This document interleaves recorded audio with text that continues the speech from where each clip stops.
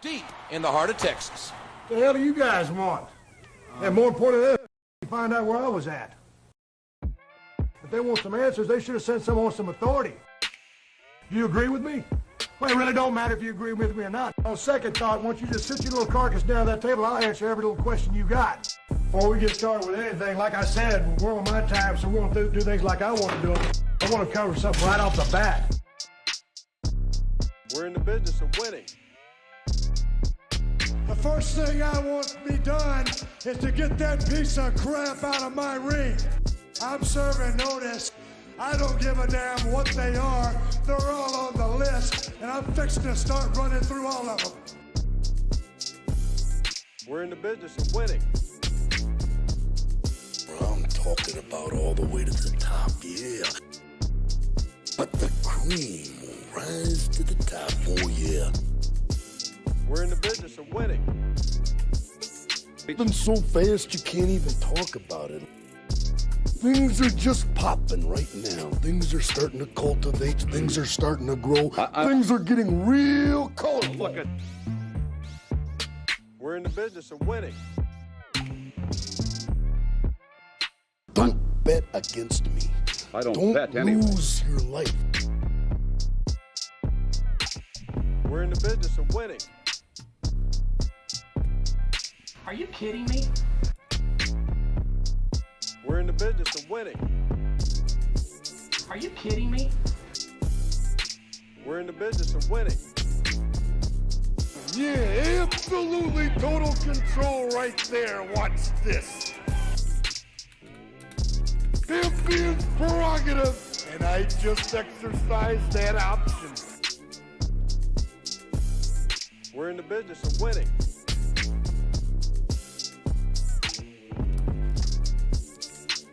We're in the business of winning. Yeah, if he wants to keep an eye on me, don't look behind you. No, don't look in front. Don't look to the sides. Look straight up, because I'm right on top of you. Yeah. Oh, yeah. We're in the business of winning. And any crying or any excuses is just sour grapes. We're in the business of winning. And I think that the spotlight should go on top of me. Yeah. We're in the business of winning. The cream of the crop. Nobody does it better. We're in the business of winning.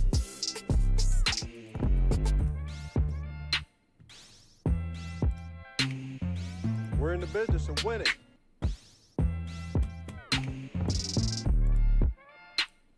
We're in the business of winning. Don't bet against me. I don't bet anyway. Don't lose your life. We're in the business of winning. Don't degrade the champion at any time. Yeah, I am the cream, yeah. The cream of the crop. And there is no one that does it better. On balance, off balance, doesn't matter. I'm better than you are, yeah. I'm on my way. And nothing is gonna stop me. Nothing's gonna stop me. And we had non-believers all along the way. I have one thing to say to those non-believers. Don't ever underestimate the heart of a champion.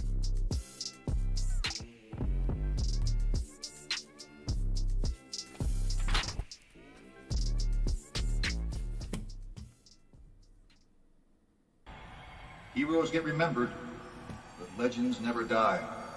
Follow your heart, kid. You never go wrong.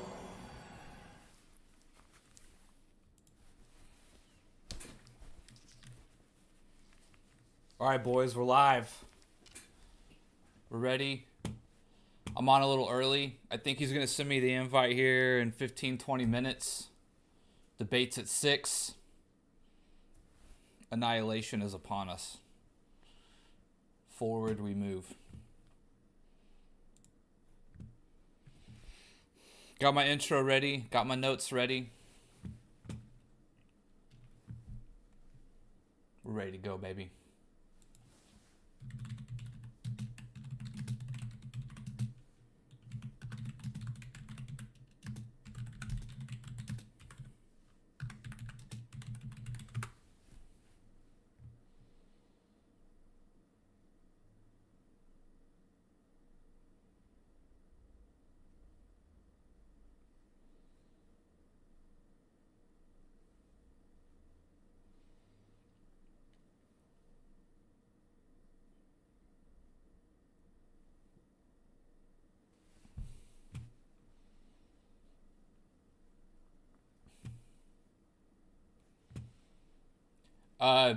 I'm debating Brady. I'm debating Tug on a unbiased platform, a different platform. So it should be unbiased, or we'll get a chance to actually go back and forth without him crying like a little girl. Yeah.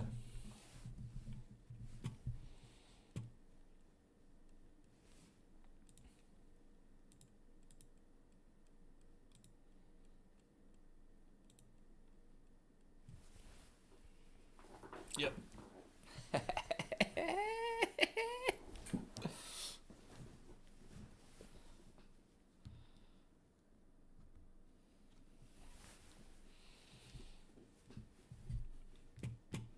Should we get some music on? I guess we should, huh? A little bit of waiting music.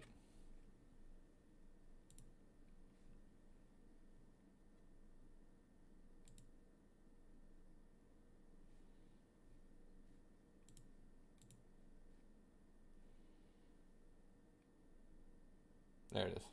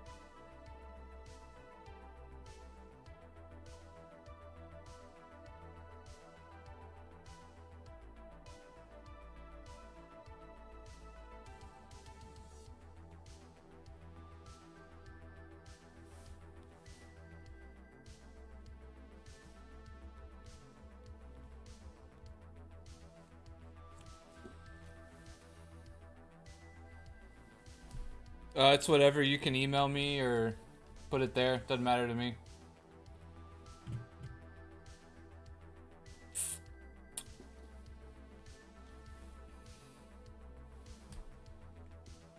Does not matter to me. I got my email open if you wanna. You can send it there. Boom, boom, boom, boom, boom, boom, boom.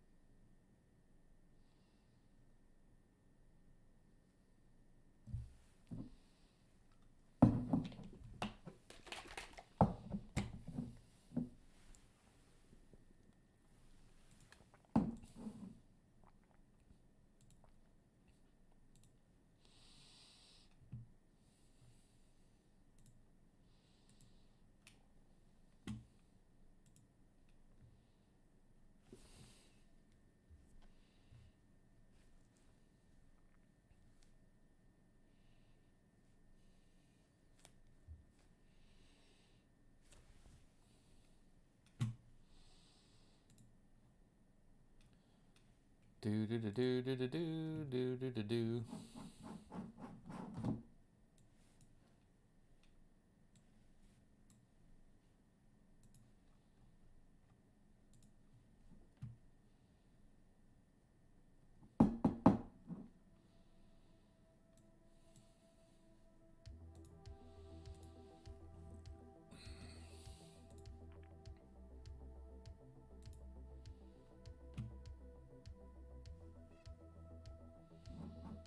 Let's go, boys.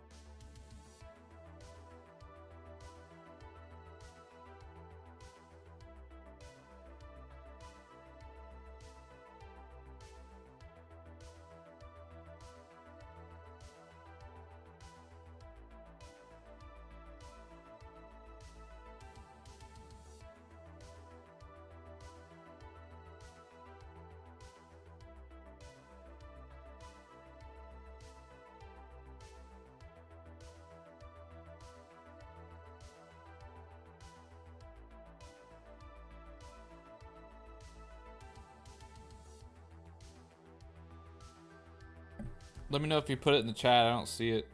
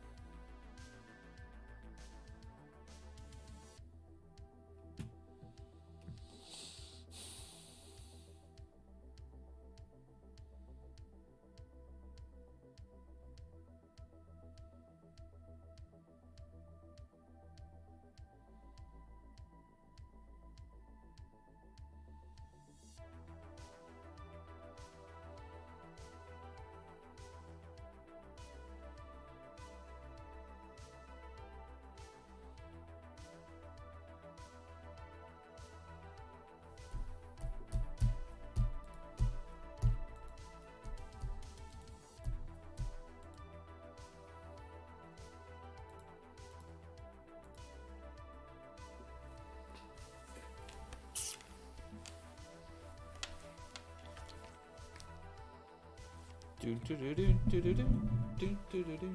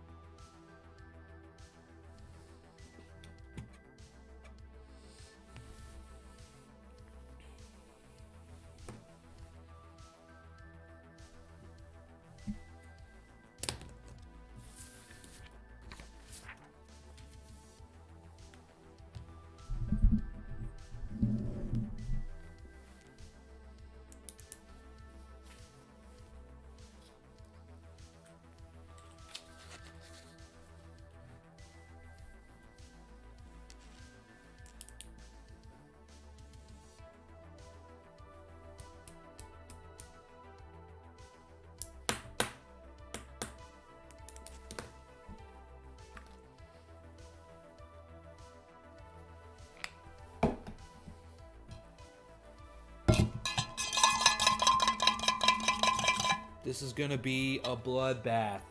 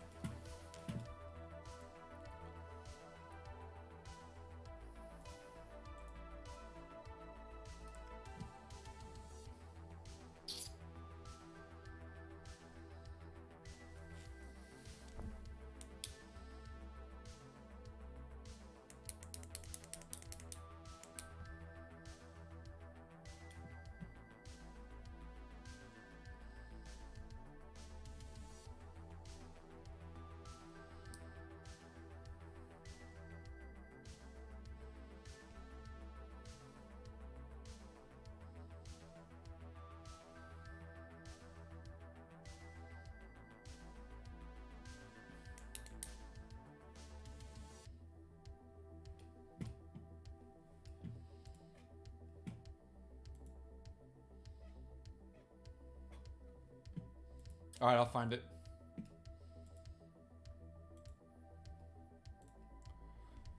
On your comments or on your live stream? Oh, I see it.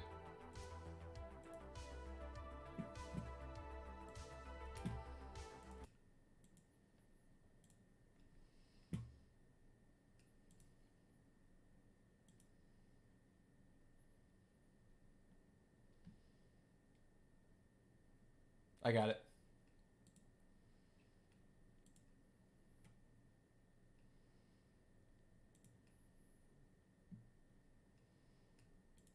Holy shit.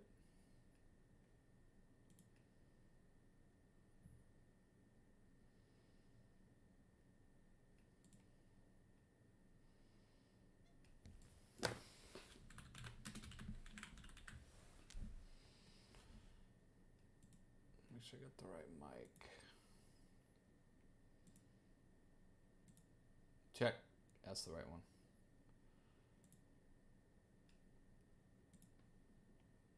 Check. Yeah, it's working.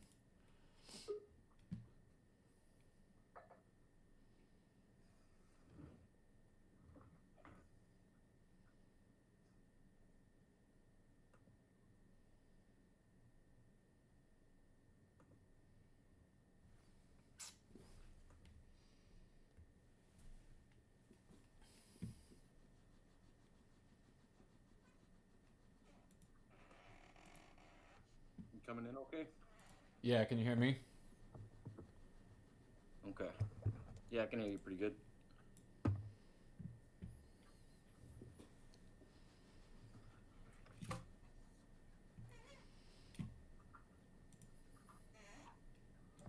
Just waiting on old Galaxy. I was kind of surprised he said yes. Yeah, he acts like he doesn't know me or that he doesn't ever think about me. Do that, and that's why I thought it was funny when you said, "Do you know who I am?" I was like, "Yeah, I shared." I was like, "I shared your work in my community tab," and he gave me shit for it. He's like, "You don't know this guy." Yeah, that's funny. I don't know him personally. I was like, but I mean, it was a good fucking video. Was it the long one, the long Michael Jordan video? Yeah, where you edited it and his voice was all sped up when he had you sitting in the background. Oh no, that was like a debate one. I also made another one arguing why Jordan was the GOAT. Oh, gotcha. I have a couple recorded. I knew Jordan wasn't your GOAT. You've made that clear on all yours. But he doesn't seem to believe it, I guess. I don't know. Yeah, I mean, he's obviously up there, even to me subjectively, but... Well, and that's where me and Galaxy have always disagreed. So I'm from Chicago. Oh, okay. I've always put him at least in the top 25, but my GOAT would probably be like Wilt Chamberlain, if I had to say, just because he holds the most records. Right. If I'm just going by stats, I would have to put Wilt Chamberlain there. But right. I think it's hard to argue that Michael Jordan's not in the top 25.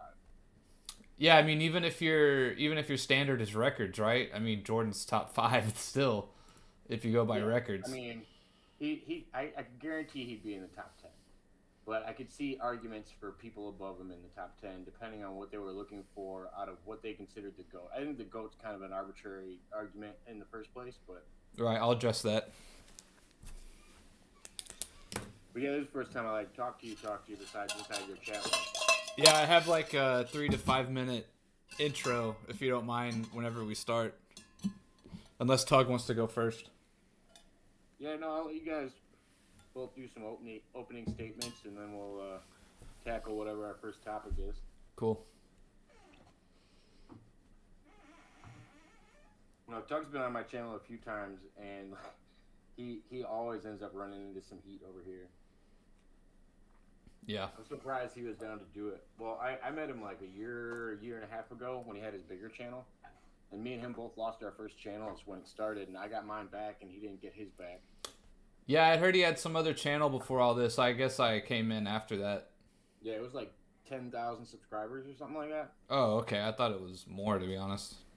Yeah, no, I think 10,000 that weren't like bought. And the reason I say that is because he's told me a couple times, he goes, oh, you can just buy them with subs already there. Yeah. I'm like, weird that you mentioned that.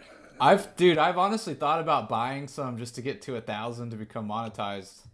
And to be honest, I mean, I can tell people how to get 1,000 subs. Like I did this channel that I'm on now in 4 months. I got it to 1,000 or to 1,800. Nice. And, that's pretty good, actually. It's not bad. And it probably cost me $25 or something like that. Oh, so you bought some of them? No, there's no bots. It's, okay. My Filipino connection. Okay, I gotcha. I just I kind of connect with people that are gonna at least leave comments and say hi and stop in for a minute. They actually talk. It's not all just in a different language comments on your section. Gotcha. Like boost you up in the algorithm, kinda. Yeah.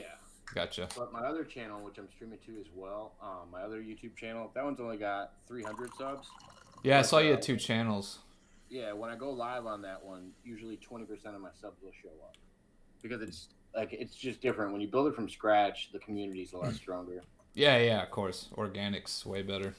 And I don't do any gaming streams over on my old channel. I only do interviews over there and debates and stuff like that. I talk to conspiracy people. I talk to time travelers and future presidents, and that's kind of my go-to. Yeah, I remember listening to you one time and Tug. Y'all were like going all over the place.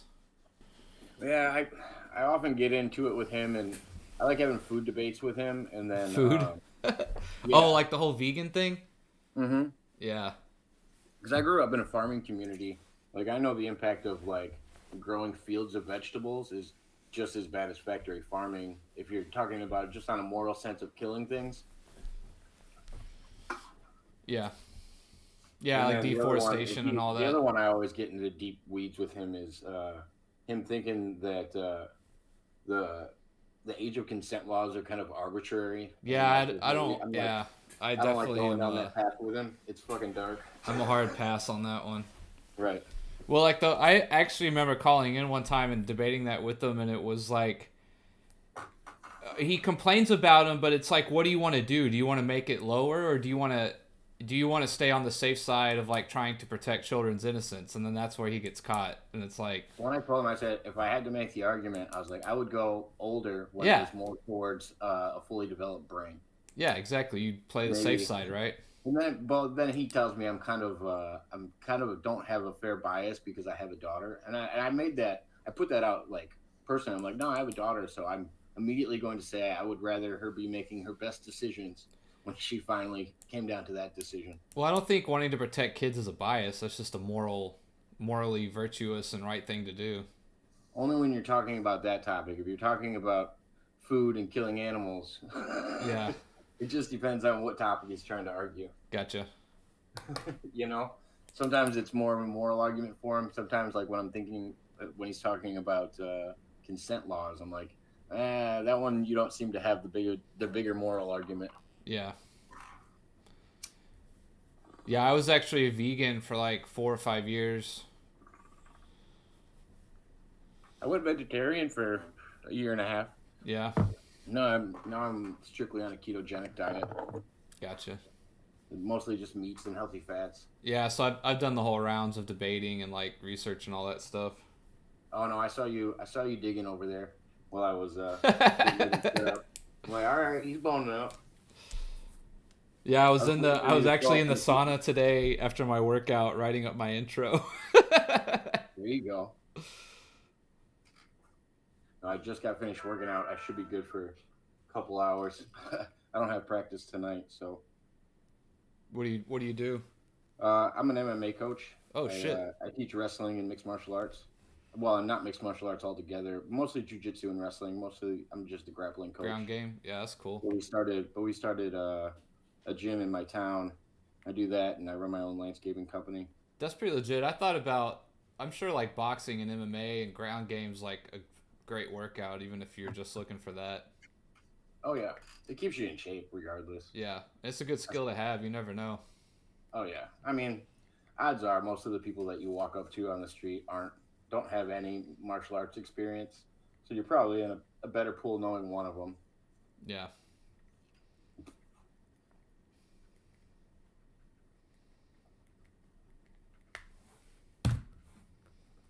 But no, I heard you were on your fitness kick and getting in shape. I'm like, all right, cool, yeah, cool. for sure.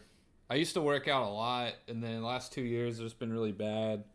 I kind of just got over it. Like I kind of felt like I hit my limit, and I was just like, just kind of over it, you know. Like you weren't gaining more, or what? Yeah, I guess I just hit a point where I was like, I've probably tapped out 90% of like what I could do, and unless I want to start counting calories and all that kind of stuff, you know, I just kind of got over it. But now I got back into it, and I am kind of more like watching what I eat and like counting stuff up a little more. So we'll see. Gotcha. Yeah, I played basketball in high school, and I played rugby for 5 years through college and a little bit afterwards. It's like I've always been kind of like an active person. Yeah, and then when you get out of the flow of it, it's never fun. Yeah, but the muscle memory is definitely nice. It's only been a month. I feel like I'm almost back to where I was at. Not my strength, but I look almost as good as I did, I would say.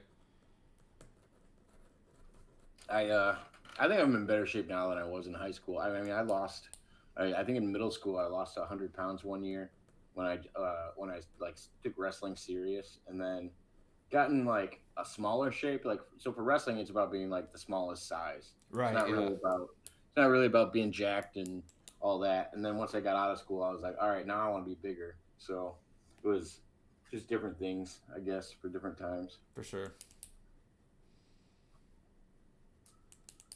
Oh, I'm pretty sure he's only an hour ahead of me, and I already shared him the link, so he should be showing up anytime, I'm assuming. What's that Space Jam party you mentioned?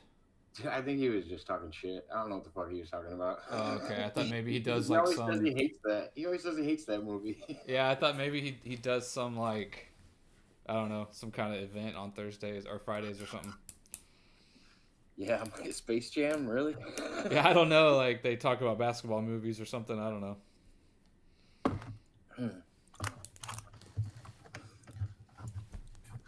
You know, there's a guy on his channel that goes by the name of Clan Predator. Clan Predator? Yeah, he's got a list of 250 some people that he puts over Michael Jordan. Oh yeah, I've heard that guy. I think when I talked to him though, he said he has like 100, but that's probably the same guy. Yeah, no, he's got, and I heard it's over 500 now. That's just silly. I'm like, dude, what are we even talking about here? Yeah, I know. It's just, and that's what I mean. Like he'll say that stuff, and Tug won't even like push back at all. No, he just rolls with it. Yeah, it's like, come on, man. Oh, like, okay, come on. Are we watching the same sport here?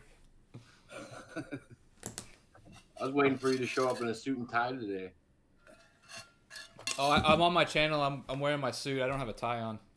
Oh, I could turn my camera on, but I'm gonna come up and dress to the nines. I saw your little video. Yeah, I could turn my the debate video or whatever. Yeah, I could turn my camera on, I guess. How do I turn my camera? Oh, here we go.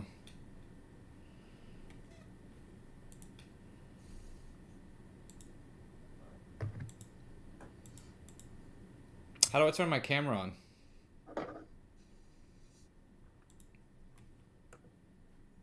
How do I turn my camera on? Do you know? There should be a little camera button right next to the microphone button. Yeah, I see it, but it's not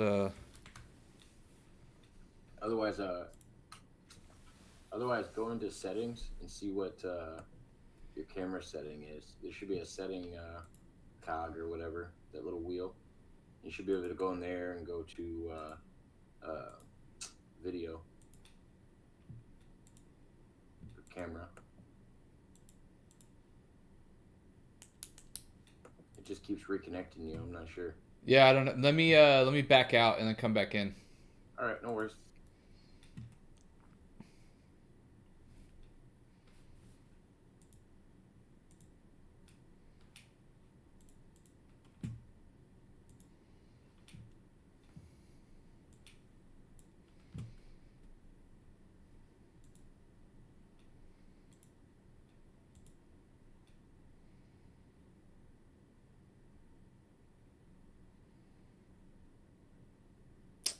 Oh, okay. Let me see if I can look at your settings. I can edit your mic settings from here and your name, but I can't do anything with your picture on my end. So it's telling me that I think because I have Streamlabs open with my camera, it can't do both. Oh, you can't stream to both. Gotcha. No worries. He's Yeah. not gonna come on with the camera anyway. Yeah, not a big deal.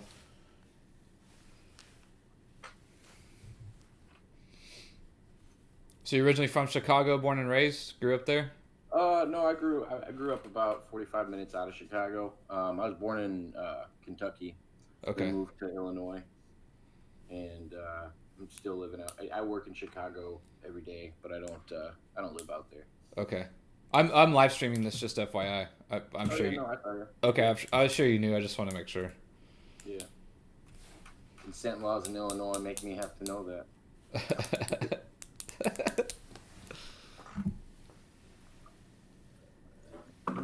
So are you a big wrestling fan too? Like professional wrestling? Like WWE or like actual? Yeah. Like WWE. Yeah, for sure. In like the '90s Attitude Era, I was a huge fan. Okay, cool. Not so much anymore. Yeah, no, I don't follow it as much anymore. But the community I'm in, they're big wrestling fans, and I have a regular guest on my show. Goes by the name of Terry Hopper. He's a referee for Impact Wrestling, and he comes on and does interviews all the time and talks about some of the classic wrestlers that he got to work with. Cool. Like my favorite wrestlers, like Shawn Michaels. I grew up in Heartbreak Kid, yeah. And wanted to hear I wanted to hear this 90s wrestling. I think I'm sexy. Sexy boy. Yeah, for sure. The end of Heartbreak Kid, that was about when I started getting into it. So I guess like late 90s. I mean, come on, you had to have fallen in love with DX. Oh yeah, of course, yeah. I mean, absolutely. I was gonna say most kids around my age fucking definitely like DX. Yeah. Before The Rock was famous. Yeah, for sure. He was with what, the Nation of Domination? Not really shining. Yeah, something like that. Was it the Nation? Yeah, the Nation. Yeah, they were just called the Nation. Yeah. Pretty funny. Domination of domination.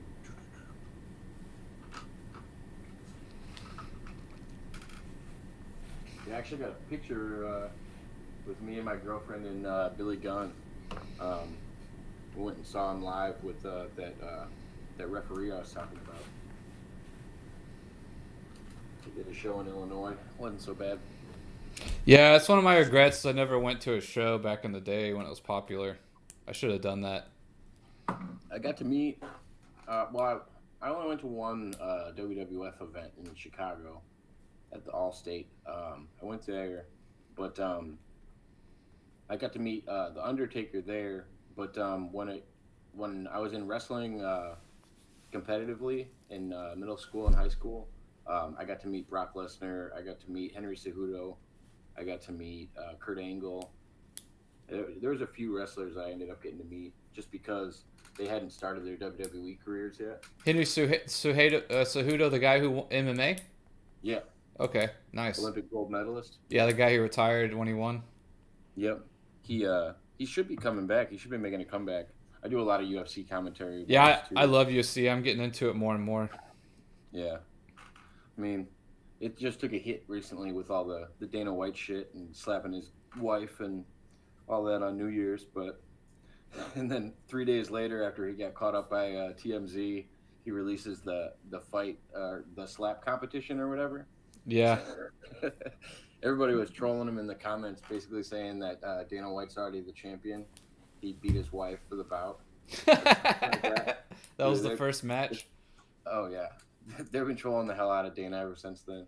Yeah. I don't like watching that slap competition shit. It's like kind of funny, but yeah, I don't really. It's not that cool, I guess. Conor McGregor, I think he got caught hitting some woman recently too. Oprah. Yeah, I think there's only like 6 in each one, and they're small, so you should be able to fire them all up. All right.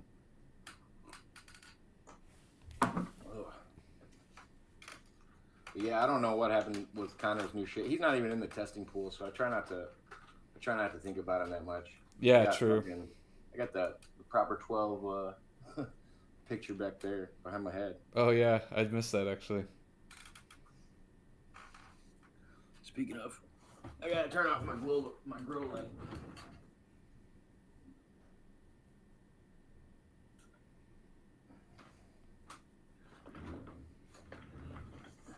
Don't want my weed getting mad at me.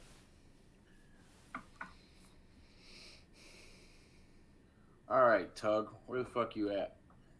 I'll check my email real quick, see if he said anything. I think he still tries to deny that he's from New York, too. I'm 100% convinced he's from New York. Yeah, I thought he was, and I thought he did law or something for some reason. I think that I don't have any proof. That he has a law degree or practices? Or yeah, practices or something. I don't know. I have no idea what he does. For some reason, that's in my head though. Not that it matters. I don't know. It wouldn't fit some of the hours that he goes on. Yeah, I don't know. Or maybe he had done it at some point. I don't know. He is decent at debates. I'll give him that much. He's a little squirrely, but yeah, he's okay at it, I guess. What is he saying? It looks like there's a problem with my StreamYard. They're asking me to make a new account, and I can't exactly do it right now, but I'll still try to go on tonight. It just might be a little late, so I think I can get everything ready by 8 p.m. Eastern time. I'm assuming that's okay, but if it's not, no problem. Let me know. We can just reschedule. What? Another hour? Yeah, fucking... How do you StreamYard? It's a free link. All you gotta do is click in and sign your name. Yeah, exactly. You don't need an account. I didn't need an account. You know, he bitches about StreamYard. He's got a bad microphone, and he bitches about StreamYard like it's StreamYard's issue. Yeah, I just got a new microphone for Christmas, actually. It's really nice. Well, yeah, I don't understand why he fucking does it. He doesn't pay anything for anything. I can just like set it on the table here, like wherever, and it picks me up pretty good. What kind did you end up getting? It's I guess a blue Nano. Blue Nano, okay. I think those are semi nice. Oh yeah, I was seeing like I think that was my second option I was gonna get. My grandma got me this one though for Christmas, so it's nice. Nice. Well, any topics we want to discuss? I mean, I'm not live yet on my end, so I'm not too worried about it. But I don't know. We could talk about a lot of stuff. Who's your favorite '90s wrestler? Oh, Stone Cold. He's. I know it's kind of the lame pick, but. No, it's fair. I mean, he took him to a whole other stratosphere. Oh yeah, he definitely did. Yeah. After what was it? Is it DiBiase that pretty much handed him off, or the $1 Million Man? Yeah, something like that. Yeah, that's when he entered the King of the Ring and won. Oh yeah, when he beat Jake the Snake. Yeah. Yeah, that was my JPEG for my promo video that I made yesterday. Yeah, I shared that in the wrestling community that I hang out with. They're called the Pesci World Order, so they call themselves the PWO, and that's what I mean. Like they're big wrestling heads. They're doing a Royal Rumble watch along this weekend. We have a wiffle ball tournament tomorrow, and we're called NWO, the New Wiffle Order. Nice. That's good. Yeah. Pretty funny. Well, what do you want to do? Do you want to wait for him, or do we reschedule, or what? I I got to be at that wiffle ball tournament 8 a.m. tomorrow. It's across town too. I got a half hour. Like if you want, we'll just touch back in here in about a half hour or something. Okay. See, I'll double check with him and see if he's said anything by then. Figured by 6:30 he should know what the fuck. I mean 7:30 his time. He should know what's going on. Yeah, I mean, I'm free all next weekday, so I got a week off before I start my new job Monday after this one coming up. So otherwise we're gonna go live and we'll act like he chickened out. Well, I'm already live now, so I already got all this on video. That'll fire him up. Oh yeah, duh. He doesn't watch your content. Yeah, exactly. So funny. He doesn't watch mine either, but he knows what I'm posting in my community tab. That's pretty funny. Oh yeah. Oh, so okay. I thought you posted something in his community tab.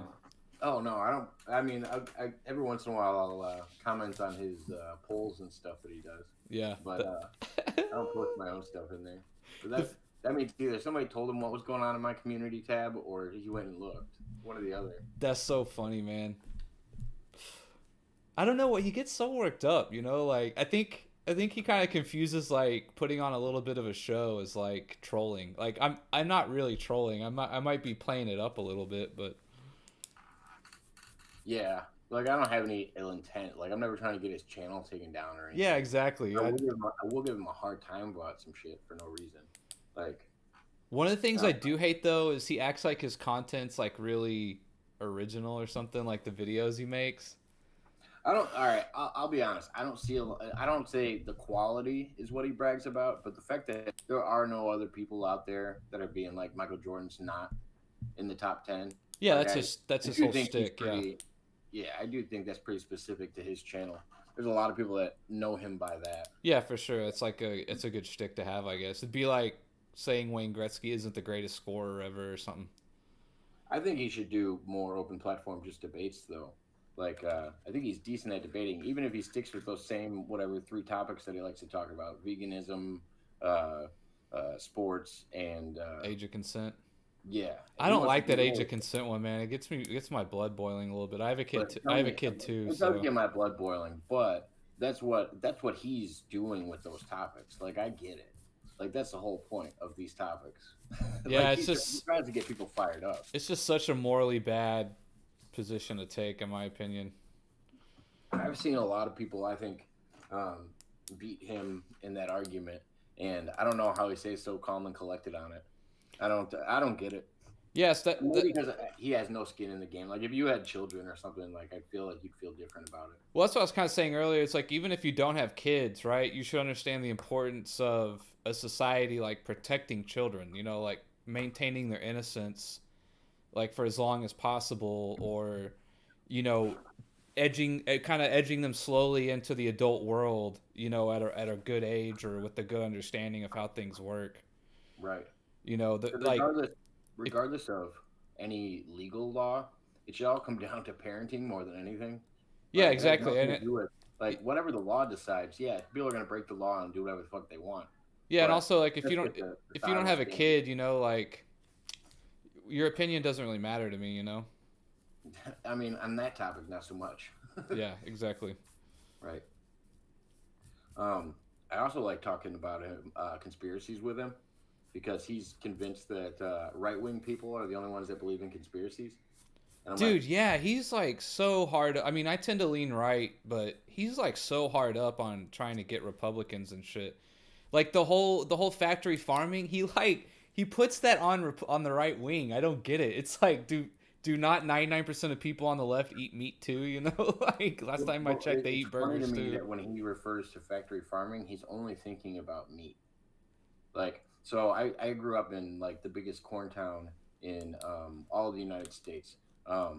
Basically, well, my town's known for 2 things: Sidney Crawford and corn. Sidney Crawford went to my dad's high school, and they dated in high school. Oh, that's cool. And she moved out and got famous. I landscape for her parents now. Her parents still live out here, and he doesn't understand like when you spray all these fields and stuff, all the things that you're killing, how you're like the crows and stuff will follow around the combines that are tilling up the fields because they know that they're killing animals and stuff in the process of it, and all the insects and everything else that they're killing. Yeah. So the crows will follow around the combines just so they can get whatever left over. Like it's just constantly killing things to make things grow. All factory farming is bad. Yeah, I've heard him before, like, kind of put factory farming on right-wingers, though. Like it's our thing. It makes no sense whatsoever. Well, and I told him my only solution I could come up with is I would rather have society do lab-grown meat. Like, we already know it's capable. You can regenerate one cell and grow meat, and I think that's like the only alternative at this time. Like, you couldn't have everybody go hunting from now on, because then we'd overhunt everything. Yeah. You couldn't. I mean, there's no logical way of doing it. Even if everybody switched to vegetarian, it wouldn't solve the problem. Yeah, agreed. I mean, the thing about meat is that it's like calorie dense. It's sufficient to eat, you know, like in terms of time, digestion, stuff like that. Like when I was vegan, dude, you have to eat so much to stay full and get what you want and all that kind of stuff. Well, and to get a decent level of protein, like I remember having to consume so many beans in order to get me to a good protein level. Yeah. And the amount of starch that you take in to have those beans and carbs too are real high. Carbs, yeah, it's not good for your body in that sense. Yeah. But, also, one thing people don't know is like nuts. Nuts are actually like they take up almost as much water as meat to make, like, per pound. Oh, avocados are the worst. Yeah. I think avocados by weight they take so much, and for a plant that just puts out 1 or 2 avocados. Yeah, because they're real fatty. Yeah.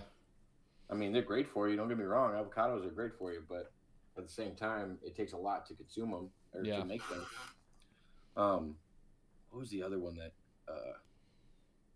with food? Oh, he always tries to throw out this argument because he goes, "Oh, our ancestors ate meat, and we can't say that." I'm like, I think humans, I think we pretty much established the fact that when we started cooking meat, that was one of the reasons our brains expanded to the way that they did. When we were able to create fire and actually cook our meat and maintain it where we could bring it with us and stuff like that. I also kind of believed in the stoned ape theory a little bit, that, you know, once the monkeys came out of trees, they were following around livestock and eating the mushrooms out of their poop, and that also helped expand our brains. Yeah. But a mixture between that and cooking meat and finding carbs was probably a big deal too, which would have been a lot of vegetation also, though, like potatoes and shit. Yeah, like cooking potatoes and certain carbs too. Oh yeah, cooking down anything, because I mean, would have been a big like calorie inducing adventure that they went on. Oh yeah, cooking in general, just because I mean our bodies don't break down a cell wall very well, especially when you're talking about plant vegetation. Yeah, cooking was a huge deal. Absolutely, 100%. Be able to absorb anything from it. And you can eat it fat. Like, think about the time you save too. Like, digesting and eating it alone will save you hours a day. Yeah, exactly. What's his 9/11 theory? Does he have one? He doesn't have a 9/11 theory. Usually, what I get into him with is like the JFK assassination or like the moon landing. I don't 100% think that we didn't land on the moon. But I like to point out the things like, why did Stanley Kubrick make video footage of astronauts landing on the moon? Like, why did NASA pay for that? We already know that that's a true thing. If it wasn't meant to be staged and like they wanted us to think, like, why would NASA pay for somebody to do that?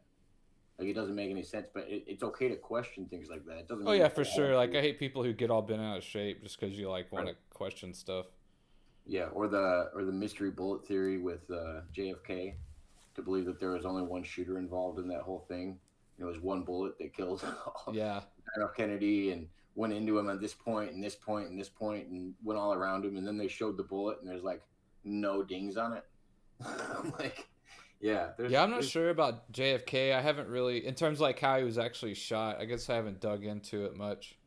I would assume that there has to be more than one shooter. I do think like it was an inside job, though, for sure. I do think it was an inside job, and I think it had a lot to do with the CIA asking JFK prior to him going on that tour that he was on, that they wanted to do something, and he kind of kiboshed it. wanted to do something in South America. I don't remember what it was. It was like a false flag thing. Yeah, And I think it was the 100% CIA credit. too. Yeah. I think he was like really big against the Fed as well, Yeah. which He I was, think could he be a was part big of it. anti-establishment guy, so it makes sense. Yeah, that's interesting. But I mean, the biggest stuff with 9/11 for me is like the way that the buildings fall is kind of sketch. Rumsfeld coming out the day before and saying all this money just disappeared, little sketch. Tower 7 is what does it for me. Building 7. What about it? The fact that it fell. Yeah, it just fell like perfectly like a demolition. It was next to the other towers. Like that's like the one thing I saw I couldn't get out of my head. The insurance claim that was taken out. Silverstein, yeah, I think it's Silverstein. On the towers. Yeah, it was like within the week of it happening, he took out a new like 1.5 to 2 times its value, something like that. Yeah, it was insane. Like, all right, there's some really weird ones, and then the way that the things burned on the pillars on the towers themselves, like the way that they were saying that basically fuel doesn't get that hot where it melts the beams like that. Yeah, it melts the beams, the resistant. Yeah. Yeah, there were some weird ones, but I couldn't be like, oh, it was all bad. Like I don't know how much of it was. Like I do really think people died there. Like I don't yeah, think of course, yeah. Yeah, and I feel bad for everybody that was in the buildings and all their families and everything else. Yeah, I've been to the memorial of the Twin Towers. It's pretty nice. It's nicely done. Is it? Yeah, it's like these sunken in infinity pools. And then around the two, it's like 2 big squares where the buildings were. They have like. I thought it was like fountains or something. I didn't know what it was. So like it's like you walk up, and there's like a ledge, and around that they have like everyone's name around it, but it's like sunken in, and it looks like one of those infinity pools where like the water's just kind of coming off the edge. Like an infinity pool is like where it just looks like. You could just keep walking out into the horizon. You see those on the commercials sometimes when people are like on these crazy vacations or whatever. It kind of looks like that. It's like a pool that's like sunken down and the water kind of barely goes over the sides. Like down, it's like probably like 20 feet below you. It's pretty cool looking. Well, hell, I got an idea. I'm going to go live. Like everybody on my channel loves talking conspiracies. So I feel like as long as we stay off the Michael Jordan topic, yeah, that's fine. We don't get into it before Galaxy gets here. I feel like that's fair game. Sure. Like, oh yeah, sorry you're late to the party, but we didn't talk about anything you guys are going to debate. So. Yeah, I got you. Yeah. Well, I'll fire this up and just say hi to everybody, just so they're not sitting around waiting on me.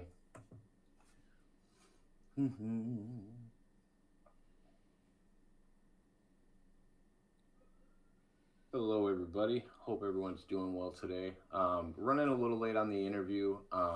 Waiting on the other party to show up, but I am hanging out with NNB Sports, and we were just talking conspiracies and kind of hanging out. How you doing today, man? Actually, I don't know your. Do you mind telling me your first name? My name's Nick. That's what the N stands for, Nick. Oh, okay. I didn't know what it was for. Yeah, no worries. And I saw the Texas logo on your thing, and I didn't know. Like if it had something to do with a college or something down there. Oh, just what? Houston. I live in Houston area. Oh, okay. How's it going, Emily? Hope you're doing well. I'm gonna say I got a notification for yours.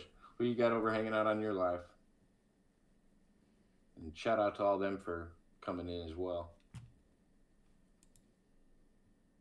Yeah, thanks for having me. Oh yeah, anytime. I didn't know when exactly we were going to get this working. I'm glad we actually found a date. Hopefully it all works out here pretty soon. So yeah, if not, I'm definitely free next week if it doesn't work out tonight. Yeah, Wankaroo. Tonight is the debate. We're waiting on Galaxy. I guess he's having some StreamYard issues. And we should be starting up here shortly. Thank you, everybody, tuning in so far. But so let Zero know Wankaroo, because Zero is the one that helped set this up. Wankaroo and Zero are regulars on Galaxy's chat, and they're the ones that were like, "Hey, Jacob, you should set up this debate between the two of them and kind of make this happen." And I was like, "All right, if you guys want to," and the two of them, and So do you have any other quarrels with 9/11 besides Tower the 7? No, Tower 7 was just the one. When I saw it, I couldn't get it out of my head. Like you could reasonably, logically maybe explain everything else the way they say it happened, but yeah, when I saw Tower 7, that was just, I don't know. It just didn't sit right with me. It was too odd. It was off to the side. It just perfectly collapsed. You know, even if it did get knocked over by the debris, it wouldn't have perfectly collapsed like that, you know? Oh no, not into itself like a controlled demolition. Yeah, it would have fell on one side first. And they were also studying like these weird blowout points, and they were trying to say it was from the weight above, and it almost looked like controlled impacts, explosions that they put on multiple levels, rather than saying that it was, destroyed from the bottom on most regular demolitions, and then it just cascades down. I don't really. It didn't appear to be that way. Like there was a lot of questionable things I saw in the footage of 7 falling. Yeah, it's just one of those things we'll never know, probably. Oh yeah, I mean, there's no reason to tell the people. Like, yeah, the people don't need to know. Not at this point. Oh gosh, could you imagine? Like, if anybody publicly in the government came forward and said something like that, the families that they'd have to pay out. Jeez, that would be ridiculous. That would be ridiculous. There'd be riot in the streets too. Right. I would hope. Bush would have never made it into the Middle East if we wouldn't have been able to sell that. Yeah, it's true. For a little while. Yep. That was a big mistake. Even as much as like you like initially want revenge or the feeling of revenge, even I was like, what? So like, who are we going after here? Like some random terrorists in some caves out in the Middle East? I don't really know. You know what I mean? Where's that gonna get us? Yeah, I mean, felt like a snipe hunt from the beginning. Let's just keep telling people they have weapons of mass destruction and see how long this shit show lasts. Yeah, exactly. What other ones are you into? You ever look into like the flat Earth or anything like that? No, I never really got into flat Earth. That one's just a little too far fetched for me, I think. I mean, I'll listen to it, right? Anyone who can make a convincing argument, I'll listen. Oh yeah, it's a fun one. I definitely studied it way too hard. I wouldn't say I was ever hook, line, and sinker into it, but at the same time, there's enough like weird things. But the hardest ones are like when they try to explain outer space and try to tell me that the whole thing's a projection. If we aren't living in a simulation, then I could never see a flat Earth being possible. If we're living in a simulation, I could see how flat Earth is even a theory.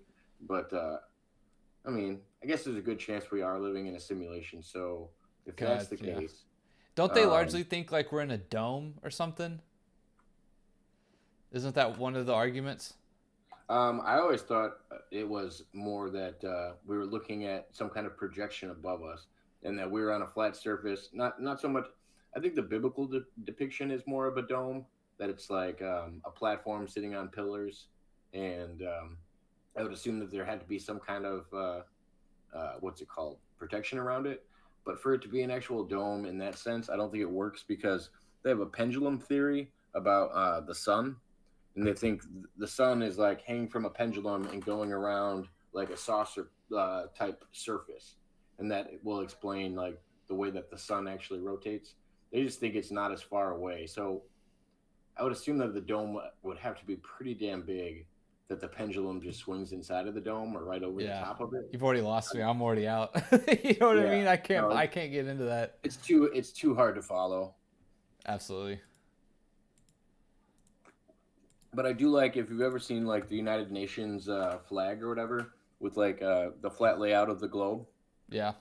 I do like their theory that Antarctica is like the outer crust, and it circumferences the whole disk, and it's basically similar to like Game of Thrones. It's the wall, like an ice wall. Yeah. Yeah. I do kind of like that one. Yeah, I've heard that one too. It's a fun theory. Yeah. Not practical in any way, but no, not at all. The other one we were talking about was the moon landing. Oh yeah, the moon one. Yeah, there's a lot of weird ones about that. Mostly the footage And then some of the wild shit some of the astronauts came back and said. Like, there was some weird testimony from like Buzz Aldrin, who, congratulations, just got married on his 97th birthday the other day. Oh yeah, yeah, I saw that. That's right. Some girl that was 36 years younger than him or something. Oh wow, really? Good for him. Who gets married at 97 on their birthday? Good for him. Here, take the rest of my money. He said it was like the love of his life or something. So I guess they'd been together for a while probably or something. Oh, maybe. I didn't hear about that part. I just looked at their picture and I'm like, man, there's a big age difference there. Yeah. That's funny though. Do you think we landed on the moon, or what are your thoughts about it? Yeah, I'd probably say we did. Why do you think we never went back? I don't know, that's a good question, I guess. I mean, I guess you go there. I mean, what's the point to keep going back just to go back, I suppose? To visit the parts of it that we'd never visited. Like, China just went there recently to visit the dark side of the moon that nobody had ever seen. Yeah. So, I mean, True. I guess studying the whole structure. Or, does the moon rotate on an axis? No. It doesn't? Okay. The bright side of the moon is always facing the Earth. Gotcha. Okay. And then there's a bunch of theories around the moon. If it was because without the moon, humans wouldn't exist, basically. And science tells us that much. So I always thought it was weird when the astronauts landed on it and they said when they landed it rung like a bell. Like it was almost hollow on the inside, which I think is a little wild. I guess that would somewhat make sense, right? The gravity's less. Yeah, then again, it's smaller. It would still have a core from it, especially if it was a piece of the Earth that from a collision a long time ago. According to science, you consider it to be a solid mass. It couldn't be something like limestone or something. Not limestone per se, but kind of the same form as limestone. No, I would say it had to be some of the same structure coming from the Earth. Solid all the way through. I would consider the Earth to be. I mean, there's people that think the Earth is hollow, but I would usually like to think that the Earth is solid. Maybe has a liquid core. The hollow Earth theory. I forgot about that one too. Hollow Earth theory is a good one. Yeah, that one's crazy. That might be the craziest, to be honest. Really? I think that one has the most merit when it comes to religions. Yeah, I mean, I guess there's parts of the ocean we still haven't explored and stuff.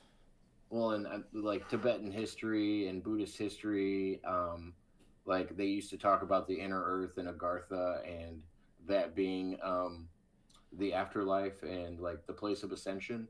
And if you're not thinking of a higher plane of existence, out of this dimension, I would assume that one's the only one that's kind of reasonable. Yeah. Jeep, I'm not sure what you're saying. My bad. I apologize. I don't have a translator for that. My translator is not here today.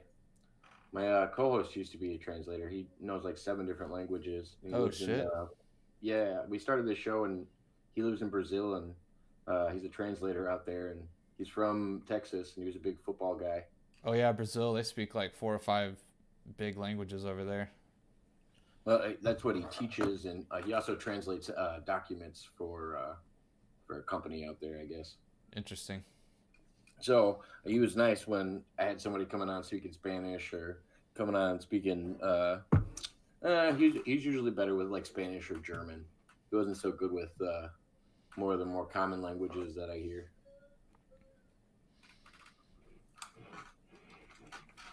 We need him to speak more of the language of the Philippines, the Filipino. Well, they have 2 major languages, so it'd be hard to do both. What about football? You keeping up with football at all? I haven't. Same with football. I haven't really followed it since the '90s, kind of like wrestling. Most of my my mainstream sports I kind of gave up on, besides the UFC. Yeah, honestly, I probably like watching the UFC. Besides maybe NBA and NBA playoffs, probably more than anything else, to be honest. You like watching the UFC more than the NBA playoffs and all that? No, I still like watching basketball the most just because I played it so much growing up. But after that, it's definitely second, I think, now, even over football and anything else. I mean, that's the only thing about the UFC. It's like when you're charging that much for a pay-per-view and then you put too much expectation into like a big named fight, that's when you usually get let down. Luckily, I'm not paying too much to watch most of my stuff, but if I was invested like some of these other people having to spend $80 per pay-per-view or something like that, and then you get a lackluster performance, somebody goes out and breaks their leg in the first minute, you're just like, oh, glad I spent $80 on this. But I mean, even undercards and the prelims are like, they're fun for me to watch. Just I guess also because I'm so new to it, like I still like watching that even. Oh yeah, no, that's good. I mean, that's where it's actually at, and most new people don't like watching that, so that's actually a good good way to start because that's where you figure out who everybody is. I mean, I don't really follow Tough Enough or anything like that anymore. I think they're still doing the Tough Enough series and stuff like that. Ultimate Fighter, Tough Enough was the WWE one. What's the one that they do for the UFC? Ultimate Fighter. Yeah, the Ultimate Fighter. Yeah. I don't watch Dana White's Contender series or any of those other ones. Yeah, I haven't watched a lot of that stuff. I am really excited to see Jones fight Gagne though. Yeah. Moving up to heavyweight. Gone, yeah. What do you think into that one? Do you think it'll be interesting? Going to have the upper hand. I mean, Jones is obviously a little bit longer. I think if he can just come in shape and not be like too heavy, and he can keep that range, I think he's going to be pretty good. Yeah, the only thing I worry about is Gon's striking power. I think. Yeah, Gon's athletic too. He's athletic, but I watched him get worked by fucking Francis Ngannou too, and that's when everybody thought Gon had way better wrestling because they hadn't seen Francis Ngannou have to wrestle. Yeah, and he did way better than Ciryl Gane. Yeah, I was kind of who's the guy from Australia or New Zealand, the chubby guy, that Gone. Oh, Tai Tuivasa. Yeah, I like him a lot, even though he's gotten rocked his last couple fights. Yeah, well, I mean it's the same with I mean you're from Texas area. I mean you have to be a Derek Lewis fan. Yeah, Derek Lewis is a big favorite here. Yeah. God, but I mean he lost his last fucking 4 in Houston or whatever. Yeah, I know, man. That's the fight I wanted to see Jones come back to because Derek had been talking about it with Jones before. They said it in a press conference like it'd be cool if they got to fight each other. Talk about a great tune-up fight and also a great Houston fight. Like to see those two come together, they'd sell that fucking place out. Yeah, for sure. Yeah, Derek Lewis is a big favorite around here, definitely. Yeah. And him and his iconic lines, God, he has some of the best fucking like in ring, just being himself. You think McGregor's gonna come back? I don't know. I don't even know if I want to see him come back, to be honest. Don't you have to do like 6 months or like a year of testing? You have to be in the testing pool for 6 months before you can even re-enter competition. And so Henry Cejudo's back in the testing pool. John Jones is in the testing pool. So those people I do think are going to be back sooner than Conor McGregor. For sure, yeah. Well, Jones already has a fight lined up, so. Yeah, that's true. I promise I'm not a troll. Hey, man, what's going on? Can you join? No, we're just killing some time waiting for a debate here in a little bit. Just talking about some other topics, just because I've never gotten to talk to Nick here about any of the other topics that we've been covering now. Well, what games do you play on your channel? I saw the one time I did come on there, you were playing games. Dead Cells, just whatever. I have like the Xbox Game Pass, so I'm not like a big gamer. I guess I used to be a little bit more back in the day, but. I even still have my Sega Genesis, actually. But I'm not necessarily a big gamer. But I do have the Game Pass. Just when I get bored, I hop on there and see what's going on. Nice. Yeah, Dead Cells is... I forget what the name of that kind of game is. It's like a retro-looking first person. It's a pretty fun game. Yeah, I don't know if I've ever played that one. I do a lot of first-person shooters and some racing games, but I only do it on my Xbox 360. I don't have a new PlayStation. Damn, you still have the 360? You still have a 360? Oh, yeah. Nice. Hell yeah. I had 3 of them, and all of them started to go out in different orders, so I had to basically assemble one. I used to be a big computer gamer. I used to play Counter-Strike 1.6 on the computer all the time, Yeah. like competitively, and I don't do that anymore. So I kind of gave up the nice computer setup and went to 360, and I'm hoping eventually. I mean, we got a PS3 in the house, but I don't play that either. No, I think it's a PS4, but we don't play that either. So I'm big into like Call of Duty, Nazi zombies, and stuff like that. Interesting. I don't get to play any of the new games yet. I promise I'm not a trolls talking about Fuentes and Ye. Yeah, you're about to get timed out, my dude. I don't block anybody, but you can take 300 seconds to think about what you said.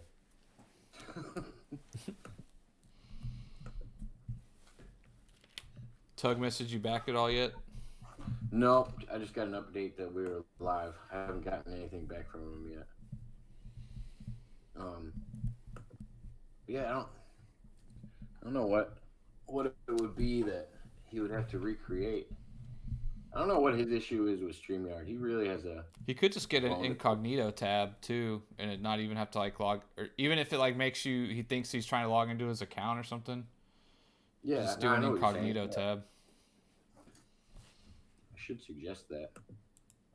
Because then you could just come in as a guest. Like, I'll know it's him. Yeah. You guys are pretty much the only ones that have the link. And I can tell most of the time.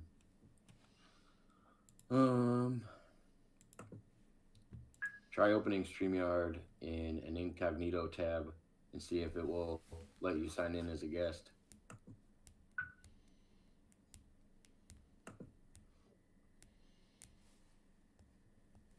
He's going to reply back. The only tabs I open are incognito. Yeah. No, he did a debate with one of the guys from the PWO. Okay, I wasn't sure if he was talking to you, Jake. Oh yeah, no, you're good, Emily. I don't make my moderators work in here. Don't worry about it. It takes me 2 seconds to do it. I don't want you guys playing the mental gymnastics of trying to figure out if the person's nice or not. Oh, that's not appropriate. What happened? Nothing. You can see the guy's name. I wasn't gonna read it. The mean Nick showed up. Gotcha.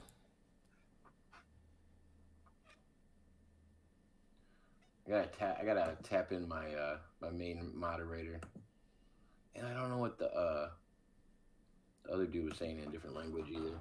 But yeah, no worries, Emily. You don't have to monitor any of that. Not too worried about it. That was that name always comes up. Somebody's always trying to get you to read it. Every once in a while, I must have missed it. Coming up to do it.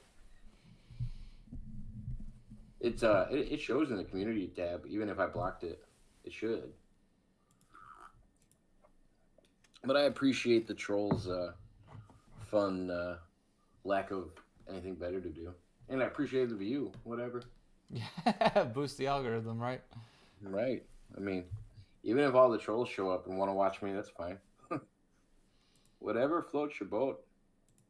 Here, I'll send you that the Michael Jordan video I made. Okay. Kind of did it for How are fun. you gonna send it to me? Do you want me to give you my email? Yeah, that's fine. You can put it in. I got my email open. You can put it in the StreamYard if you want. What's that? Or actually, I can just put the video in the StreamYard. Oh yeah, do that. I can click on it in the private chat. Technically one. It's almost 2 hours long. That's all good. Give us something to talk about for him. Well, actually, we probably shouldn't talk about Michael Jordan yet. Yeah. We should probably wait on Michael Jordan topics. I appreciate it though. I shared your video with Galaxy to see if he would watch it. He's like, I'm not watching his content. I was like, well, he's going over the emails between you guys. I thought, I mean, you should at least know what he's covering. Oh my god, dude, his emails, man. It's like I don't know, it seems like he like gets so personal and like takes offense. It's like, dude, you're hosting a debate channel, man. Like, you got to be willing to and understand people are coming on. And he's got to be able to play with it a little bit because it's like you're clearly trying to get people riled up when you call people like zombie Nazi Michael Jordan Scumbags and fans stuff like that. Yeah. Yeah, and scumbags and this and that. And it's like, come on. At some point, you got to realize you're doing the same thing. Why take it so serious? Yeah, and I feel like I've never really insulted him, to be honest. Like nothing like vulgar or anything.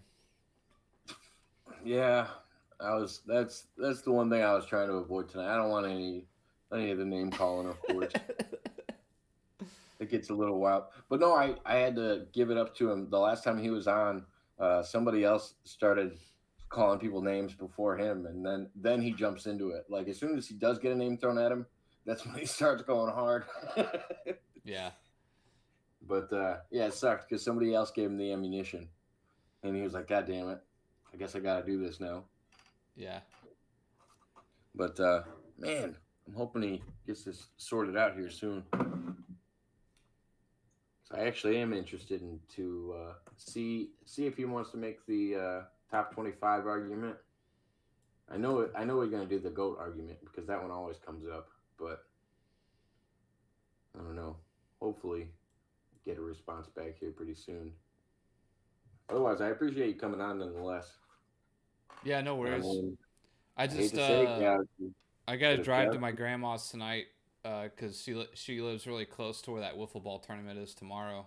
Oh, so you're gonna crash over there and wake up early? Yeah, because I got to be there at 8 a.m. God damn it. Gotcha. It's like a whole. How far is your drive? It's probably like 45 minutes to an hour just on the other side of Houston. Oh, okay.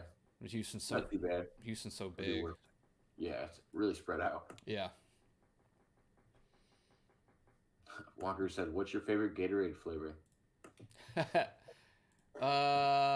When I used to drink Gatorade, I feel like I haven't had Gatorade since high school, to be honest. But there was like a light blue, I think, flavor. Okay. And the white one, there's like a white ice, and then maybe like a some kind of glacier blue or something.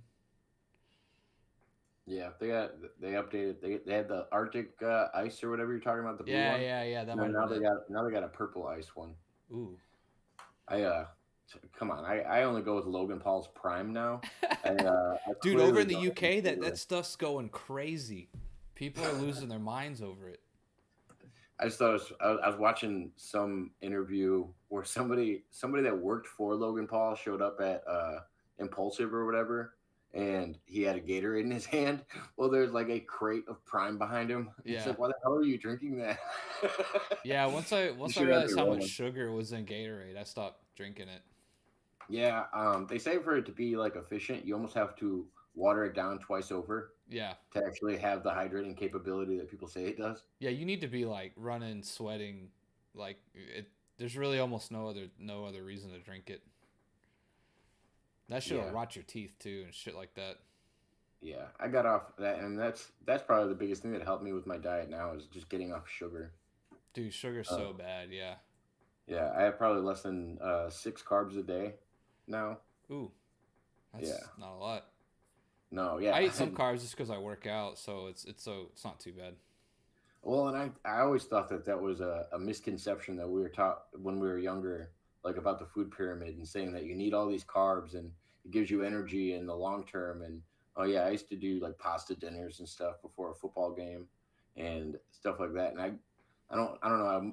I might have a gluten allergy or something because I just woke up worse and more groggy than I would if I didn't fill up on carbs. I've been trying to do some more biking. So like I do about 15 to 20 minutes of cardio every day. So I feel like if you're not literally sweating for maybe like 30 minutes to an hour, you really don't need that much. True. And I'm big into like the liquid IVs if I'm actually trying to get hydrated, just something I can add to my already like my water glass that I already have kind of thing. I'm not trying to liquid IV? Yeah, they sell them at like CVS and Walgreens and stuff like that. It's like a drink though, not an actual IV, right? No, it's not an actual IV. That'd be better for you. What? That's crazy. That'd be way better for you. Yeah, they have like some centers like at least I've heard of in Houston. Oh yeah. So like people get hungover and they're drunk as fuck, and the next day they go get some IVs and shit, and they feel almost as good as new. Well, it's the same if you go out and donate plasma. they actually do the same thing. They pump a saline solution into you, and you actually leave better than you came in. That's funny. Most of the time, like, because it'll like if you're dehydrated, it'll really hurt when they're pumping your plasma out, and you can actually feel it. Dude, that C4 stuff, that pre-workout, that stuff's so bad. Yeah, so one of my New Year's resolutions was to cut way back on caffeine. I'll maybe have like a Monster once a week now, like the zero one, which is only like I think it's like 160 milligrams of caffeine for one of those. And I only do it like when I'm going to work out. Maybe I didn't sleep good or I'm tired or something. But I was drinking like 2 energy drinks a day, and I was like, this is getting ridiculous. I gotta stop. Well, I started to realize. Okay, so I think it wholeheartedly has to do with like what kind of body style that you have and body type that you have. Because I'm ADHD, I could chug an energy drink and fall asleep. Like, it doesn't keep me awake. Yeah, I was getting to that point a little bit too. It almost calmed me down. Yeah, and it was weird. I consume I probably have close to 900 milligrams of caffeine before I start my day. Like, I'll probably have about 3. Dude, are you serious? I'll probably have about. Shit. Let's see. I was having like 600 a day, and I thought that was too much. I have like 3 G Fuels or something like that. Bro, like, dude. On the way to work. That's way too much. Oh, yeah. You smoke a joint, and then you have your G Fuel, and you just kind of balance it out. I've been there. I've definitely been there. I know what you're talking about. Oh, yeah. It's honestly the only way I can tolerate people. Yeah, I hear you. I know exactly where you're at. I can't drive in a busy city without having a little caffeine or a little something else. Oh, don't even get me started on traffic, dude. I cannot stand traffic. I feel like I'm just wasting my life away. It's so Walker, it just depends on your body, but I do think it. I mean, if your heart's beating faster, you're working your body harder than you should be, just to have a beverage. Like, so I make my own pre-workout. I do just citrulline, creatine, and betaine anhydrous, which is essentially like beetroot powder. Yeah. It's like the broken down form of that. And then if you want to add some caffeine, like if you want to have a Monster or like you want to throw some caffeine pills in there, you can do that. But I take those 3 things. That's what my pre-workout is. It's like the basic of what you need. And so much of those other pre-workouts, they have a bunch of shit that's either not needed or it's not even enough of a dose to like really even matter. They just put it in there to sound good. No, it's true. I mean, if you're gonna go a natural way, go with something like beets and like ginseng. Yeah. Like, you don't have to go nuts with caffeine or anything else. I take a green and a red. I take like a green and a red, like powder too, like superfood kind of thing. Yeah. Yeah. Dude, Super Beets is good as fuck for you. Yeah, something like that. Yeah, because you said beetroot, and I was like, I mean, all of the beets are good for you. So yeah. It's great for circulation, and if you're actually going to have something to kind of get your blood flowing as well as a stimulant, you might as well have something that makes sure your circulation is working well at the same time. Yeah, betaine anhydrous is essentially like it's from beet. That's why it's called betaine anhydrous. It's like a big NO2 booster. Oh, yeah. I bet you could take slow release niacin, and it would actually do similar to the same thing that beets do, where it comes to opening up your blood vessels and makes your blood pump a little bit cleaner. Yeah, that and citrulline's one of those things too. It's like for your circulation. It's really good. Yeah. Oh, yeah. I could talk working out all day. I was gonna say I could talk food and workouts like that all day. Yeah. That's the one thing I don't do on my channel is ever work out. I wanted to do that. Wankaroo, the guy we were talking to in the chat, he just started biking, like 64 miles on his regular thing. He starts like running at crazy rates. Damn. Well, raw onion's good for a lot of things. It just depends on what you're using it for. Grilled But onions. Grilled onions that's are some the Andrew. best. That's some Andrew Tate shit.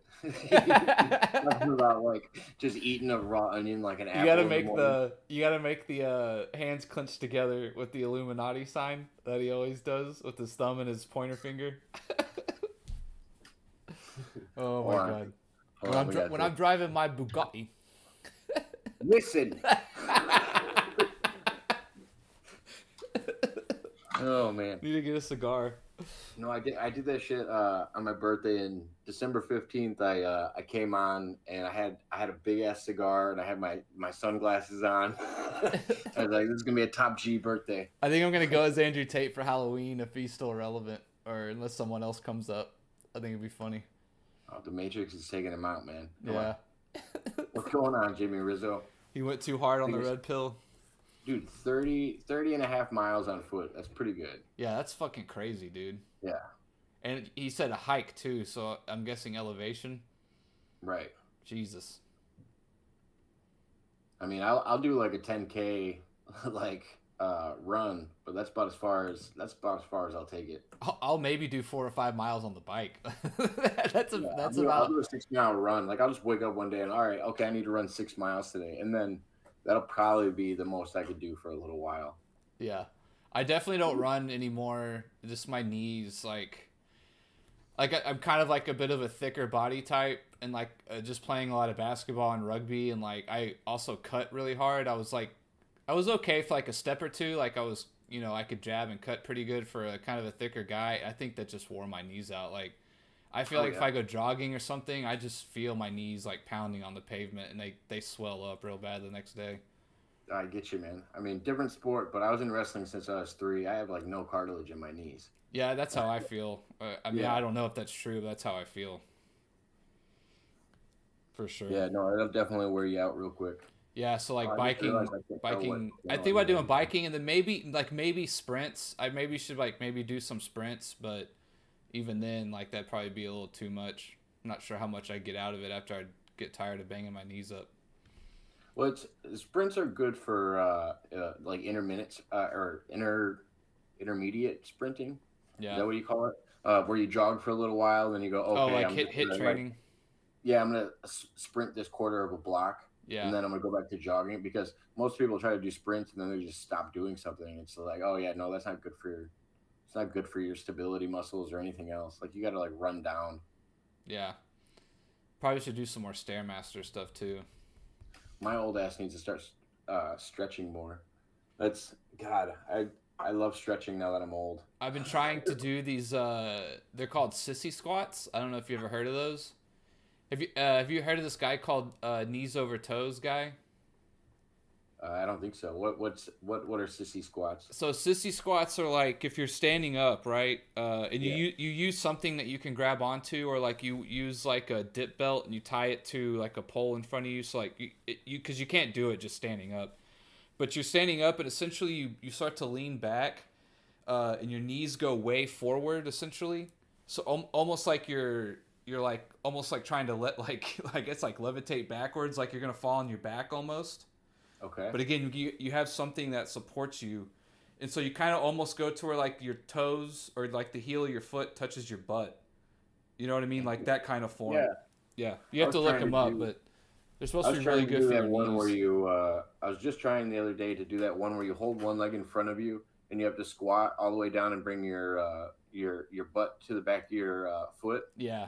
And then come back up. Ooh, I used to be able to do those barely, but definitely not now. I did it the other day, never trying it before, and I was like, oh, okay. I see why it's hard. I only got one on each leg. Yeah, it's hard as shit. Hey, yeah, Brett, stretching's definitely good. Appreciate it. I also have an inverted table, like where you like hang upside down a little bit. Yeah. That feels really good on your legs, like your blood flow whenever you come out. Well, it's so good for your back too. Yeah. Back compression is so horrible just from gravity and walking around all day. And yeah, I like to squat heavy, so that shit definitely feels good on my back. Oh yeah, I don't squat. I'm too short. Like, I was always told that like if you're shorter, you probably shouldn't squat. It's just more pressure on your discs than you need. Interesting. Shorter guys though can squat a shit ton. Oh yeah, because they got a lower base and a better core usually. smaller range of motion too. Yeah. Yeah. But watching tall guys squat is so funny to me sometimes. If you're like 6'2", 6'3", I'm always looking at it. I'm like, man, that looks so hard. I feel bad for you. Who's do you know the guy that does the Take Your Shoes Off podcast? Not personally, but have you ever heard of the Take Your Shoes Off podcast? No, I haven't. So it's this Jewish guy, and he got drafted to what's the fucking he's a stand-up comedian, he's a podcaster, and he's an actor. Rick Glassman. Yeah, okay. Rick Glassman. He's the one who does the Take Your Shoes Off podcast. I've never heard of him. He was that part of a basketball player. Like, I had no idea. Apparently, he got drafted to the same team that LeBron did when he played in Cleveland. Mm-hmm. And he was like an alternate. So he was actually getting paychecks from Cleveland to go and like train the NBA players on one-on-one matches and shit. Interesting. I'm like, that's insane. I've never heard of him. That little guy. Rick Glassman. He's got some awesome highlight videos of him actually playing basketball. Yeah, I was kind of surprised, and a bunch of trophies.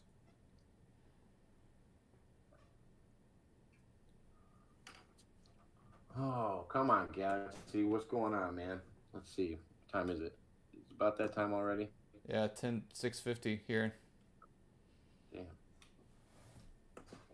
It's not a big deal. I mean, I'm free all next week, like I said. So. All right. Well, if I don't hear anything back here in the next 10-15 minutes, we'll probably have to call it. I might go get a night lifting session. Well, I mean, I guess if he doesn't show up, I mean that counts as a W for I'll take a small little dub. Yeah. I mean, I don't know if he's gonna be okay with this, but I mean, you gotta show up. I'm not gonna hold it against him. I'm not gonna make a big That's deal nice of of it. you. Yeah, I'll give him the benefit of the doubt that he couldn't get his internet working or something, or whatever. What do you think about Israel Adesanya and Alex Pereira? God, I think they're gonna rematch, right? I think Pereira's got Adesanya's number. It seems like it is. Gosh, I mean, and I can watch Adesanya win that whole fight all the way up until the end, and I'm just like, oh my God, he's just waiting for it to happen. Like, it's hard to watch. I can't. Like, I really like Adesanya. My two favorite fighters are probably Adesanya and Rose Namajunas. Okay, yeah. And like, I don't know. I've had an issue with Thug Rose's last fight, and then I also had an issue with Adesanya's last fight. I just don't know if Adesanya's ever going to be able to beat Pereira. I hope he will. But I really liked Israel, but the last like 2 or 3 fights, he looks like he's fighting not to lose instead of fighting to win, which is not. I mean, I mean, it's worked out for him. He's kind of like playing the card game instead of like playing to win. Oh yeah, no, the last one I thought he like won definitively was probably the Whitaker one, where he knocked out Whitaker at the end of the round, and for some reason they put Whitaker back in for the next round. Like, oh yeah, that's right. The knockout. Yeah, and I'm like, oh my God, this is brutal. Like, he's gonna go out and knock him out one more time before the end of the fight. I have so much respect for him though, because like it seems like he fights a lot of like these like heavy hitters kind of, and they just never can seem to like get to him, get close to him, get comfortable to him. It's really quite crazy to watch him work. It would have been fun sometimes. to watch Anderson Silva in his prime actually fight Adesanya. They have very similar styles. Yeah, they do. And I think Adesanya learned a lot from Silva. Silva's he's a black belt though, isn't he, in jiu-jitsu? Yeah. So he definitely has a ground game, right? It's his jiu-jitsu game is black belt, and then he's been doing kickboxing also his whole life. That's where his leg dexterity is so good. Yeah. I mean, most of his knockouts are head kicks.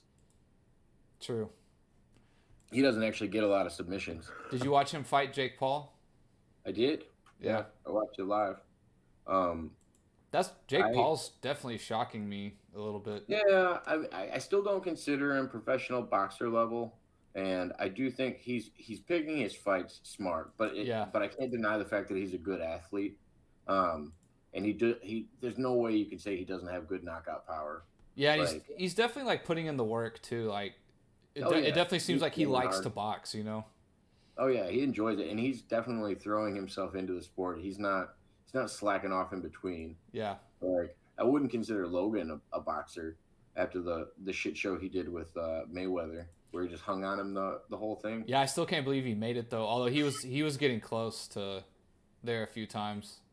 Oh yeah. So I thought he was gonna get slapped. Yeah, but Jake Paul now is like part owner or is in some new MMA league. Did you hear about that? I forget which one it is. Yeah, I don't know if it's because he says he's got 5 offers out right now for fights.